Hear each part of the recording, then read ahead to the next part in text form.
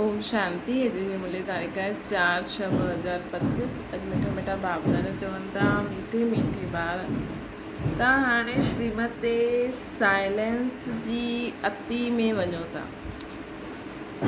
तव्हांखे बाप सां शांती जो वरसो मिलंदो। असां हाणे श्रीमत ते साइलेंस में वञूं था। असांखे हाणे बाप सां शांती जो वरसो मिलंदो आहे। शांति में सभु कुझु अची वेंदो। शांति में सभु कुझु अची वेंदो। प्रश्न: नई दुनिया जी स्थापना जो मुख्य आधार छा आहे? नई दुनिया जी स्थापना जो मुख्य आधार छा आहे? उत्तर आहे पवित्रता। नई दुनिया जी स्थापना जो मुख्य आधार आहे प्योरिटी। जेतिरी असां में प्योरिटी हूंदी ओतिरी असांजी दुनिया सुठी हूंदी न। गद्दी बि वेंदी न 1 2 3 4 8 12। बाप जॾहिं ब्रह्मा तन में अची करे नई दुनिया स्थापना कंदा आहिनि तॾहिं तव्हां आपस में भाउ भेण थी वेंदा। स्त्री पुरुष जो पान निकिरी वेंदो। ये अंतिम जन्म में पवित्र ठहींदा आहियो त पवित्र दुनिया जा मालिक ठही वेंदा। तव्हां पंहिंजे पाण सां प्रतिज्ञा कंदा आहियो असां भाउ भेण थी रहंदासीं। तव्हां पंहिंजे पाण सां प्रतिज्ञा कंदा आहियो असां भाउ भेण थी रहंदासीं। विकार जी दृष्टि न रखंदासीं। बाबा चवनि था तव्हां पंहिंजे पाण सां प्रतिज्ञा कंदा आहियो असां भाउ भेण थी रहंदासीं।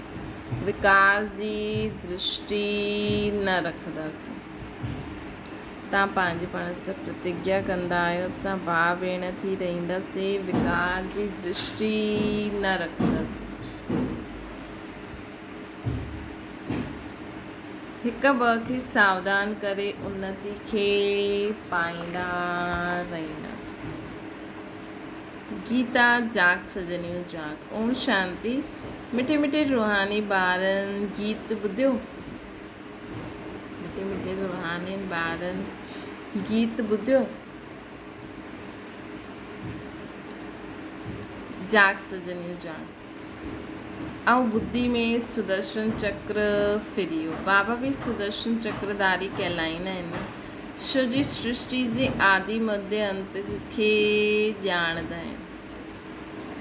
बाबा बि सुदर्शन चक्रधारी कहलाईंदा आहिनि। श्री बाबा सृष्टि जे आदि मध्य अंत खे ॼाणंदा आहिनि। ये सुदर्शन चक्रधारी ठहिणु ये ॻाल्हियूं सिवाइ बाप जे ॿियो कोई सम्झाए न सघंदा आहे। तव्हां ब्राह्मणनि जो सॼो मदार साइलेंस ते आहे। सभी मनुष्य चवंदा आहिनि शांति देवा शांति ॾियण वारा। मालूम कंहिंखे बि न आहे कि शांति केरु ॾींदो आहे। पर शांति धाम में केरु वठी हलंदो आहे न। कंहिंखे बि मालूम न आहे। बसि शांति शांति कंदा रहंदा आहिनि। ये सिर्फ़ु तव्हां ॿार ई ॼाणंदा आहियो। ब्रह्मण ई सुदर्शन चक्रधारी ठहींदा आहिनि।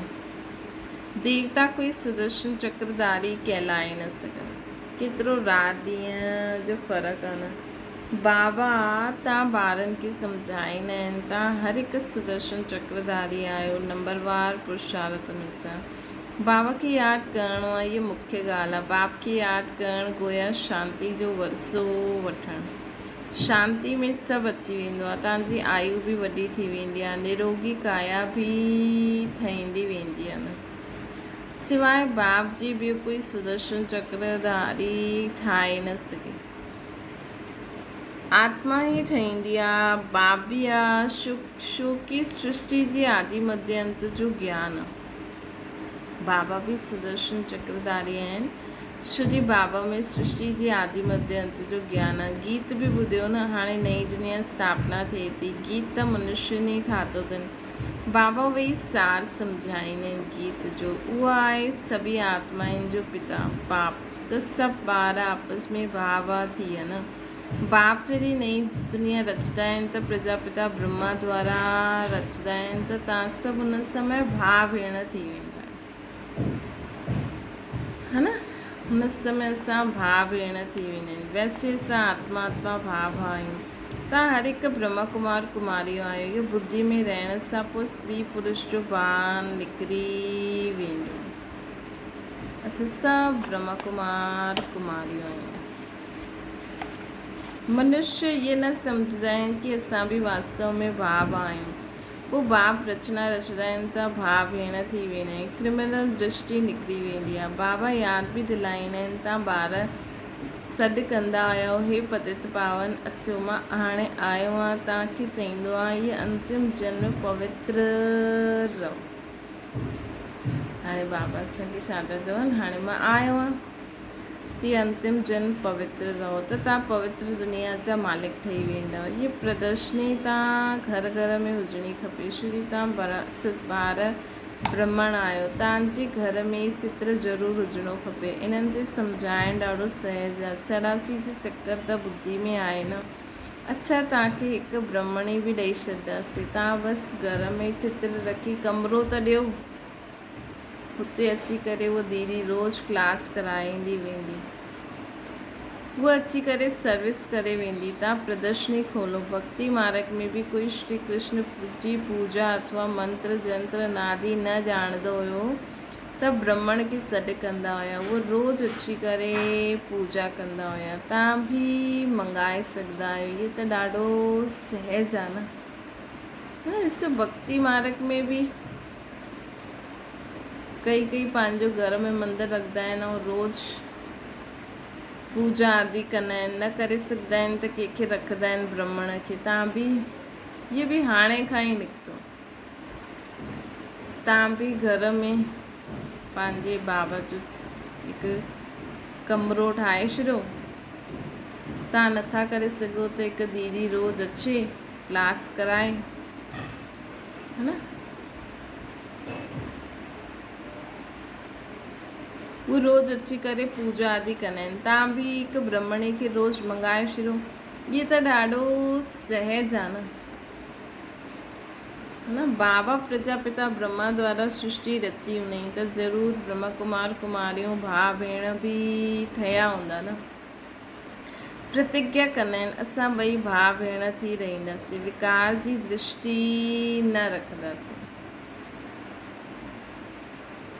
हिक ॿ खे सावधान करे उन्नति खे पाईंदासीं। मुख्य आहे ही यादि जी यात्रा। उहो माण्हू साइंस जे बल ते केतिरो मथे वञण जी कोशिशि कंदा आहिनि, है न, परंतु मथे कोई दुनिया थोड़ी आहे। इहे साइंस जी अति में वञणु, मथे वञणु मतिलबु ढूंढणु, इहे साइंस जी अति आहे। अति खां पोइ त अंत थींदो ई सही। हाणे चवनि था न, सूर्य खां बि गरम, जे हिते तूफ़ान ईंदो आहे न, हीअं सूर्य मां बि गरम हवायूं जे रूप में हीअं हेठि पृथ्वी ते अचे थो। त इहे अति खां पोइ अंत आहे। हाणे तव्हांजी साइलेंस जी अति में वेंदा आहियो। जेतिरो असां साइलेंस जी अति में वेंदासीं ओतिरो दुनिया परिवर्तन थींदी वेंदी। इहे श्रीमत ते वञूं था न, उन्हनि जी आहे साइंस, तव्हांजी आहे साइलेंस। ॿार ॼाणंदा आहिनि आत्मा त स्वयं शांत स्वरूप आहे। हिन शरीर द्वारा सिर्फ़ु पाठ वॼाइणो आहे असांखे। आत्मा त ख़ुदि शांत आहे, शांती धाम में रहण वारी बाबा सां गॾु हिते आई आहे पाठ वॼाइण। कर्म बिगर त रही न सघंदासीं न। बाबा चवंदा आहिनि पंहिंजे खे शरीर सां अलॻि आत्मा सम्झी बाप खे यादि करो। ॾिसो, असां हीअ सम्झो असां मथां जा रहण वारा आहियूं। असां हेठि आयासीं, कर्म कयो, वरी मथे, वरी हेठि आयासीं, वरी कर्म कयो, वरी मथे। मतिलबु इहे बाबा चवंदा आहिनि न, तव्हां एक्टर आहे, हेठि आयो, कर्म कयो, सॼो ॾींहुं शरीर में छा वेहणु। सम्झो तव्हां सुबुह जो आयो हेठि, योग कयो, बाबा खे यादि कयो, विश्व में लाइट माइट फैलाई, वरी थोरी देरि मथे हली वञो, वरी हेठि अचो, वरी शरीर खे जो बि सनानु पाणी कराइणो आहे, वरी मथे हली वञो, वरी शरीर खे थोरो घुमाइणु करणु त एक्सरसाइज़ करो, वरी मथे हली वञो। वरी बाबा जो ज्ञान योग ॿुधणु,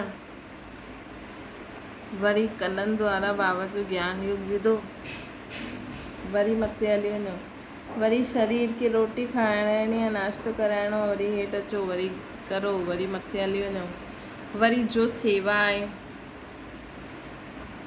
है न, ॾिसो सेवा बि, जो भी सेवा है वो सेवा करो, ध्यानु मथे रहे।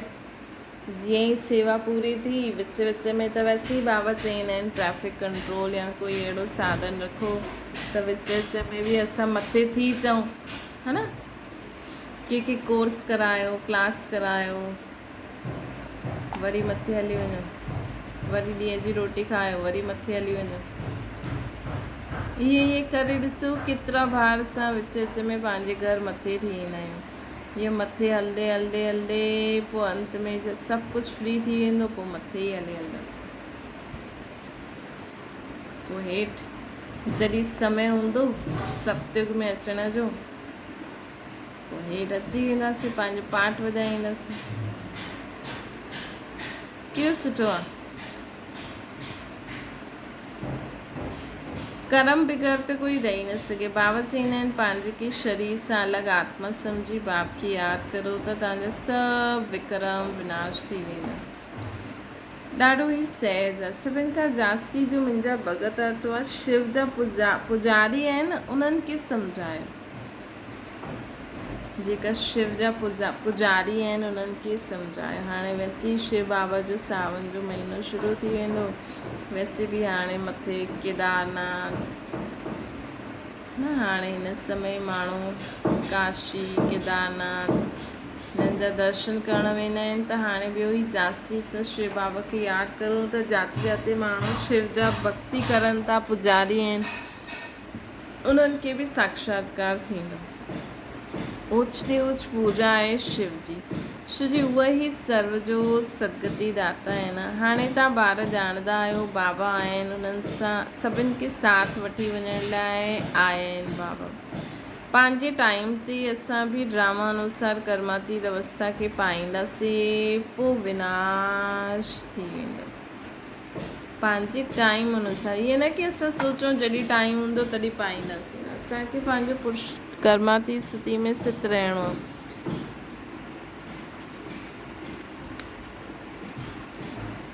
असां पंहिंजी स्थिति में स्थित रहूं, पोइ जॾहिं बि थिए पुरुषार्थ ॾाढो करिणो आहे। असां आत्मायूं सतो प्रधान ठही वञूं।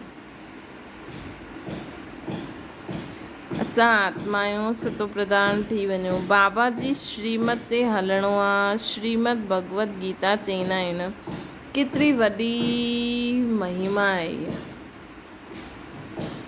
है न, केतिरी वॾी महिमा आहे। श्रीमद बाबा जी श्रीमत ते हलनि, श्रीमद भगवत गीता। देवताउनि जी बि महिमा ॻाईंदा आहिनि। सर्वगुण संपन्न, 16 कला संपूर्ण, निर्विकारी, डबल अहिंसक, मर्यादा पुरुषोत्तम, है न, देवताउनि जी बि महिमा ॻाईंदा आहिनि।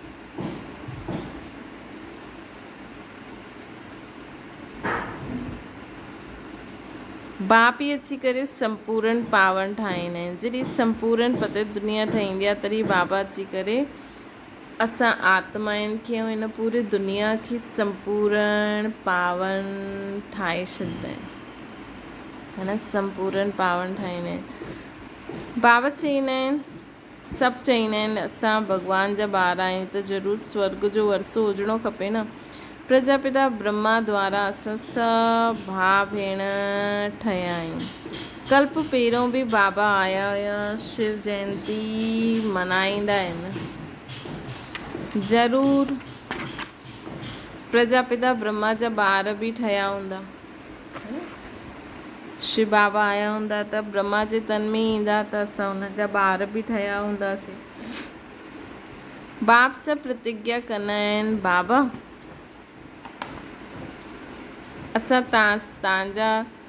असां आपस में कंपेनियन थी पवित्र रहंदासीं, तव्हांजे डायरेक्शन ते हलंदासीं। कोई वॾी ॻाल्हि न आहे। हाणे इहा अंतिम जन्म, इहा मृत्यु लोक ख़तमु थियणो।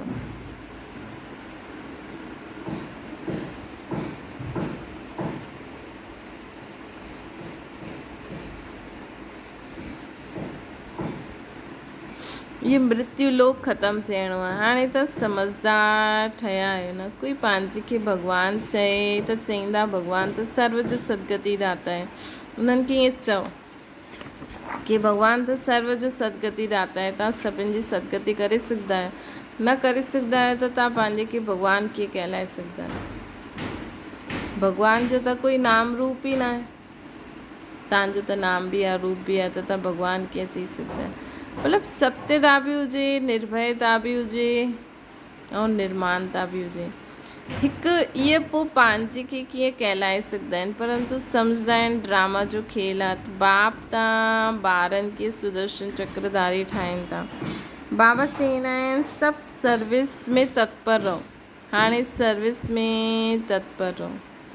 बाप तव्हां ॿारनि खे सुदर्शन चक्रधारी ठाहिनि था न, ठहिया आहियो, चेक करो। बाबा चईंदा आहिनि कि हाणे सर्विस ते तत्पर रहो। घर घर में प्रदर्शनी खोलो। इन्हनि जहिड़ो महान पुण्य थींदो न आहे। कंहिंखे बाप जो रास्तो ॿुधाइणु इन जहिड़ो दान कोई न आहे। बाबा चईंदा आहिनि मामिकम यादि करो त तव्हांजा सभु पाप नाश थी वेंदा। बाबा खे सॾु बि कंदा आहिनि इन करे कि हे पतित पावन लिबरेटर गाइड अचो, तव्हांजो बि नाम पांडव ॻायल आहे न। बाबा चईंदा आहिनि मामिकम यादि करो त पाप नाश थी वेंदा। बाप खे सॾु बि कंदा आहिनि हे पतित पावन लिबरेटर गाइड अचो, तव्हांजो बि नाम पांडव ॻायल आहे। बाप बि पंडा आहिनि। सभी आत्माउनि खे वठी वेंदा पंहिंजे घर। उहे जिस्मानी पंडा, ये रूहानी आहिनि। उहे जिस्मानी यात्रा, ये रूहानी यात्रा। सत्युग में जिस्मानी यात्रा भक्ति जी हूंदी न आहे। हुते तव्हां पूज्य ठहींदा आहियो। हाणे बाबा तव्हांखे केतिरो समझदार ठाहींदा आहिनि त बाप जे मथे हलणो खपे।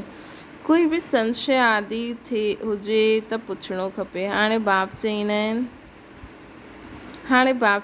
मिठे मिठे ॿार देही अभिमानी ठहो।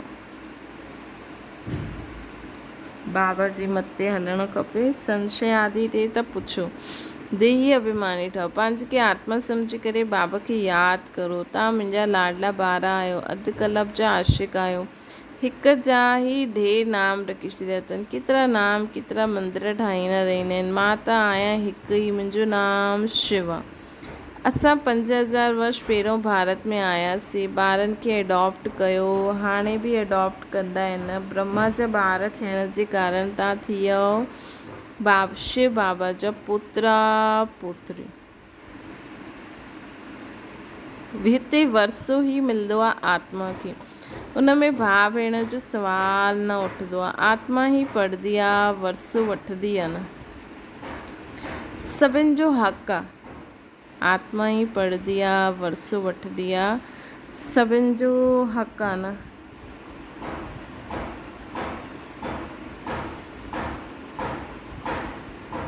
तव्हां ॿार हिन पुराणी दुनिया में जो कुझु ॾिसंदा आहियो, इहे सभु विनाश खे पाईंदो। महाभारत लड़ाई बि बराबरि आहे। बेहद जो हाल बाबा, बेहद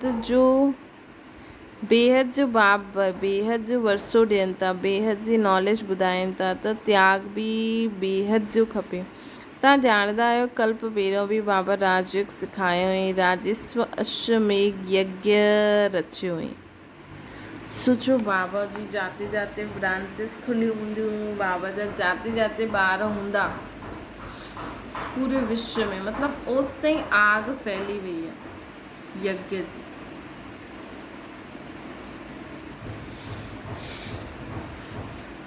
बाबा चईंदा न हर एरिया में मुंहिंजो ॿारु हुजिणो खपे। सोचो हर गली में, घर घर में बाबा जो ॿारु हूंदो, बाबा खे यादि कंदो त मतिलबु उते उते हिन यज्ञ जी योग अग्नि फैली वेंदी। जो जेतिरो जास्ती तीव्र गति सां यादि कंदो, ओतिरो जास्ती योग अग्नि उते फैलंदी, त ओतिरी आत्माउनि खे संदेश चओ, छत्र छाया चओ, मदद चओ, मिलंदी वेंदी। पोइ राजई जे लाइ सतयुगी नई दुनिया ज़रूरु खपे न, पुराणी दुनिया जो विनाश बि थींदो।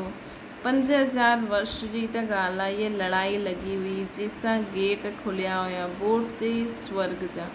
बोर्ड ते बि लिखी ॾियो स्वर्ग जी द्वार कीअं खुलनि था। जेतिरो जेतिरो आत्मायूं ख़ुदि खे पहचाननि थियूं, बाबा खे यादि करनि थियूं, बाबा खां मुक्ति जीवन मुक्ति जो वरसो वठनि थियूं, ओतिरो मतिलबु हिन कलयुगी दुनिया जो गेट बंदि थो थींदो वञे। माण्हू कलयुगी दुनिया जा रीति रस्म मर्यादायूं भुलिजी करे सतयुगी दुनिया जा जे लाइ तयार थी थियनि, त मतिलबु कलयुगी दुनिया गेट बंदि। हाणे जॾहिं हेॾा सारा भगत आत्मायूं बि पहचाने वठंदा, उहो निराकार खे यादि कंदा, त मंदरनि जा गेट बंदि, भक्ति बंदि, मतिलबु रावण जी दुनिया बंदि। पोइ परम धाम ऐं जीवन मुक्ति स्वर्ग जा गेट खुली वेंदा। पोइ जेके परम धाम में वञो परम धाम में वेंदा, बाक़ी वेंदा त सभी। पोइ बाक़ी जेके सतयुग में अचणा उहे सतयुग में ईंदा, उन्हनि जे लाइ गेट खुलियलु आहे, बाक़ियुनि जे लाइ न खुलियलु हूंदो, छो जो उन्हनि खे मुक्ति धाम में वञिणो आहे। सो कहिड़ी क्लियर हर ॻाल्हि आहे।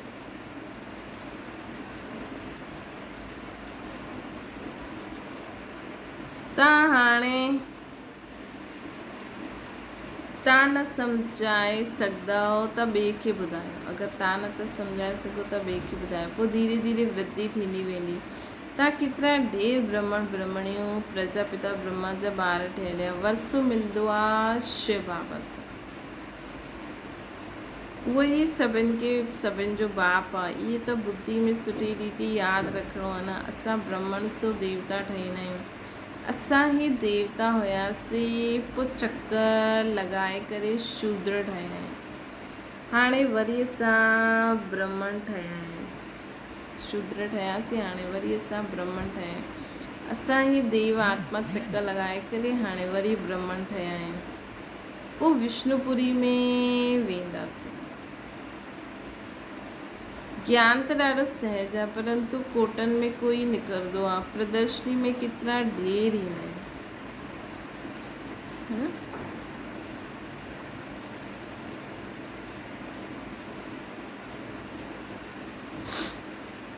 कोटनि में कोई निकिरंदा आहिनि, प्रदर्शनी में केतिरा ढेर ईंदा आहिनि। कोई मुश्किल निकिरंदो आहे, कोई त सिर्फ़ु महिमा कंदा आहिनि। ॾाढो सुठो असां ईंदासीं। कोई वीरला 7 ॾींहंनि जो कोर्स उठाईंदो आहे। 7 रोज़ जी त ॻाल्हि हाणे छा आहे। गीता जो पाठ बि 7 ॾींहं रखंदा आहिनि। 7 ॾींहं तव्हांखे बि भट्टी में पइणो आहे। पंहिंजे खे आत्मा सम्झी बाप खे यादि करण सां सॼो किचिड़ो निकिरी वेंदो।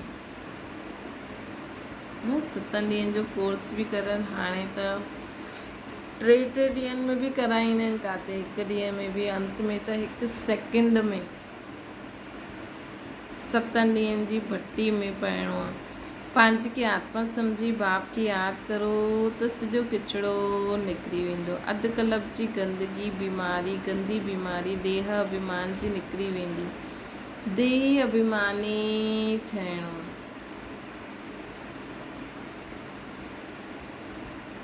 है न। 7 रोज़ जो कोर्स ॾाढो वॾो थोड़ी आहे। कंहिंखे सेकेंड में बि तीर लॻी सघंदो आहे न। कंहिंखे सेकेंड में ई सम्झ में अची वञे मां आत्मा आहियां, मुंहिंजो बाबा परमात्मा आहे, मां परमधाम में रहण वारी, मां परमधाम मां आयमि। ईअं चकर लॻायो पंहिंजो देव स्वरूप, पोइ क्षत्रिय, पोइ वैश्य, पोइ शूद्र, हाणे मां वरी ब्राह्मण ठहियो आहे। त इहे बि अगरि चक्कर में ईअं ॾेखारियो त बि तीर लॻी वञे। शुरू सुठा पॉइंट्स तयारु माल आहे न। प्रदर्शनी आदि सम्झाइण में केतिरो सहज हूंदो आहे। ख़ुदि न सम्झाए सघंदा आहिनि त कंहिं भेण खे सॾु करो, रोज़ु उथी करे कथा करे। 5000 वर्ष पहिरियों हिन लक्ष्मी नारायण जो राज्य हुयो, जो 1250 वर्ष हलियो। केतिरी नंढी कहानी आहे। हम सो देवता हुयासीं, पोइ असां क्षत्रिय वैश्य शूद्र ठहियासीं। असां आत्मायूं ब्रह्मण आहियूं। हमसो जो अर्थ केतिरो युक्ति सां सम्झाईंदा आहिनि। विराट रूप बि आहे न। परंतु उन में ब्राह्मणनि खे ऐं शिव बाबा खे उड़ाए छॾियो अथनि।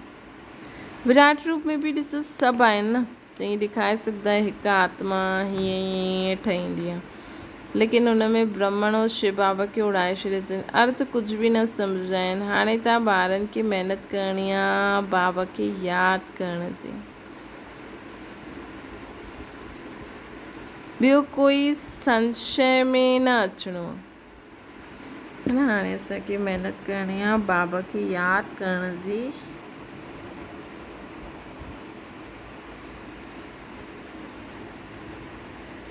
ॿियो कोई संशय में न अचिणो आहे। विक्रमाजीत ठही ऊच पद पाइणो आहे, त इहे चिंतन ख़तमु करे विक्रमाजीत ठही ऊच पद पाइणो आहे, त इहे चिंतन ख़तमु करिणो आहे कि इहो छो थींदो आहे, हीअं छो कंदा आहिनि। इन्हनि सभिनि ॻाल्हियुनि खे छॾे हिकु चिंतन में रहो कि हाणे असांखे सतो प्रधान ठहिणो आहे। जेतिरो बाप खे यादि कंदा ओतिरो विक्रमाजीत ठही ऊच पद पाईंदा। बाक़ी फालतू ॻाल्हियूं ॿुधणु, पंहिंजो मथो ख़राबु न करिणो आहे ॿुधी करे। सभु ॻाल्हियुनि में हिकु मुख्य ॻाल्हि आहे, उनखे न भुलिजो, है न। सभु ॻाल्हियुनि में हिकु मुख्य ॻाल्हि आहे, उनखे न भुलिजो। कहिड़ी? बाप जी यादि। ॿियो कुझु बि सम्झ में न अचे, कुझु बि थिए थो, बाबा। कोई साथ टाइम वेस्ट न करो, तव्हांजो टाइम ॾाढो वैल्यूबल आहे। तूफ़ान सां डिॼणो न आहे। ॾाढा मुश्किल ईंदा, घाटा पईंदा, है न। ॾाढा मुश्किल ईंदा, मुश्किलात ईंदा, घाटा पईंदा।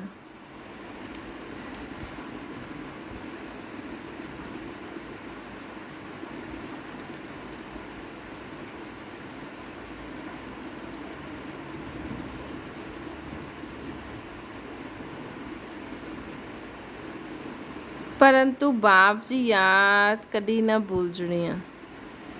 परंतु बाबा जी यादि कॾहिं न भुलिजणी आहे। यादि सां ई पावन ठहिणो आहे। पुरुषारथ करे ऊच पद पाइणो। ये बाबा ॿुढो एतिरो ऊच पद पाईंदा आहिनि, असां छो न ठहींदासीं। ये बाबा एॾो ब्रह्मा बाबा, त असां बि ठहींदासीं तत्व। इहे बि पढ़ाई आहे न, तव्हांखे हिन में कुझु बि किताब आदि उठाइण जी दरकार ई न आहे।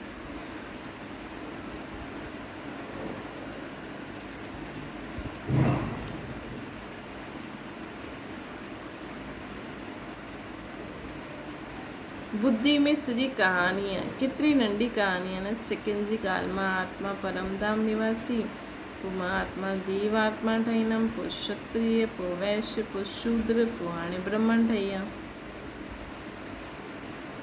बुद्धि में सॼी कहानी आहे। केतिरी नंढी कहानी आहे। सेकंड जी ॻाल्हि आहे न। जीवन मुक्ति सेकंड में मिलंदी आहे।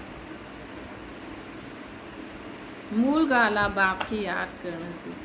बाप जो तव्हांखे विश्व जो मालिक ठाहींदा आहिनि, उन्हनि खे तव्हां भुलिजी वेंदा आहियो। चईंदा आहिनि सभु थोरी राजा ठहींदा, ईअं बि चईंदा आहिनि को ॿार। अरे तव्हांखे सभिनि जो चिंतन छो कंदा आहियो? तव्हां स्कूल में इहो ओनो फ़िक्र रहंदो आहे छा कि सभु थोरी स्कॉलरशिप पाईंदा? सभु पंहिंजी महिनत कंदा आहिनि न। स्कूल में अगरि ईअं वञनि त पोइ कोई वञी ई न सघे। चईंदा अरे सभु थोरी पढ़ी सघंदा, त बि मोकिलंदा आहिनि न पढ़णु लॻी वेंदा आहिनि। हर हिक जी पुरुषारथ सां सम्झिबो आहे कि इहे छा पद पाईंदा। अच्छा, मीठी मीठी सिके लड़े ॿारनि प्रति माता पिता बाप दादा जो यादि प्यार ऐं गुड मॉर्निंग। रूहानी बाप जी सभिनि रूहानी ॿारनि खे नमस्ते। असांजी बि रूहानी माता पिता बाप दादा खे यादि प्यार गुड मॉर्निंग ऐं नमस्ते। धारणा जे लाइ मुख्य सार, इहो समय ॾाढो वैल्यूबल आहे। हिन में इनखे फालतुनि जी ॻाल्हियुनि में गवाइणो न आहे। केतिरा बि तूफ़ान अचनि घाटो पए लेकिन बाप जी यादि में रहणो आहे। ॿियो आहे सतो प्रधान ठहिण जो चिंतन करिणो आहे। ॿियो कोई चिंतन न हले। हम सो हम जी नंढी कहानी ॾाढो युक्ति सां सम्झणी ऐं ॿियनि खे सम्झाइणी आहे। वरदान मग्न अवस्था जे अनुभव द्वारा माया खे पंहिंजो भगत ठाहिण वारा माया जी ठह। मग्न अवस्था जो अनुभव करण जे लाइ पंहिंजे अनेक टाइटल स्वस्वरूप अनेक गुणनि जो श्रृंगार अनेक प्रकार जी ख़ुशियुनि जी रूहानी नशे जी रचताऊं रचना जे विस्तार जी पॉइंट्स अनेक प्रकार जी ख़ुशी जी रूहानी नशे जी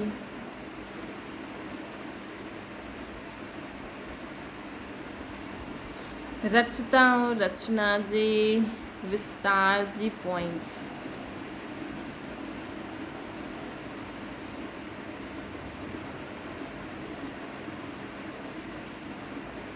प्राप्ति जे पॉइंट्स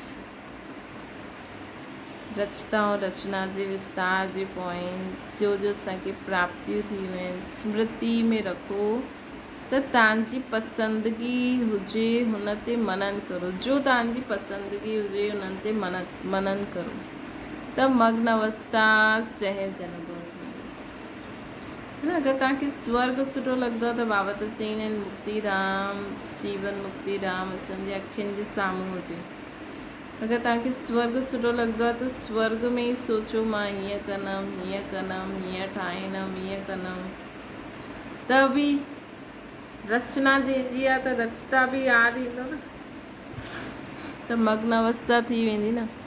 पोइ कॾहिं बि असां परवश न थी वेंदासीं। माया सदा जे लाइ नमस्कार करे हली वेंदी नमस्कार कंदी। संगम युग जो पहिरों भगत ई माया ठही वेंदी। जॾहिं हाणे माया जी मास्टर भॻवानु ठहींदा तॾहिं त माया असांजी भगत ठहींदी न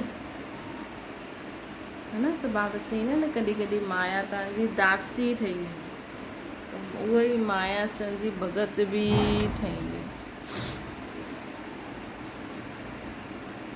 स्लोगन आहे तव्हांजो उच्चारण ऐं आचरण ब्रह्मा बाप जे समान हुजे तॾहिं चईंदासीं ब्रह्मण आत्मा। असांजो उच्चारण ऐं आचरण ब्रह्मा बाप समान हुजिणो खपे तॾहिं चईंदासीं सच्चा ब्रह्म। अव्यक्त इशारो आत्मिक स्थिति में रहण जो अभ्यास करो। अंतर्मुखी ठहो। यादि में निरंतर रहण जो साधना प्रवृत्ति में रहंदे हुए परवृत्ति में रहण। परवृत्ति मतलब पंहिंजी वृत्ति सदा आत्मिक स्वरूप। परवृत्ति अर्थात आत्मिक स्वरूप। ईअं आत्मिक स्वरूप में रहण वारा सदा सर्व सां न्यारा ऐं बाप जा प्यारा हूंदा। कुझु बि कंदा लेकिन हीअं महसूसु थींदो जीअं कमु कयो ई न लेकिन खेल कयो न। सभु कुझु कंदे उन्हनि खे लॻंदो असां त कुझु कयो ई न ये त खेल ई था करो। ये रूहानी नैन ये रूहानी मूर्ति अहिड़ी दिव्य दर्पण ठही वेंदी जे दर्पण में हर आत्मा बिना महिनत जे आत्मिक स्वरूप ही ॾिसंदी न। अगरि असां ख़ुदि खे आत्मा सम्झी करे हलंदासीं त सर्व सां न्यारा थी वेंदासीं बाबा जा प्यारा थी वेंदासीं। कुझु बि कंदासीं त ईअं महसूसु थींदो जीअं कुझु करो ई नथा खेल था खेॾो। ये रूहानी नैन रूहानी मूर्त ईअं अहिड़ा दिव्य दर्पण ठही वेंदा जंहिं दर्पण में हर आत्मा बिना महिनत पंहिंजो आत्मिक स्वरूप ॾिसंदी।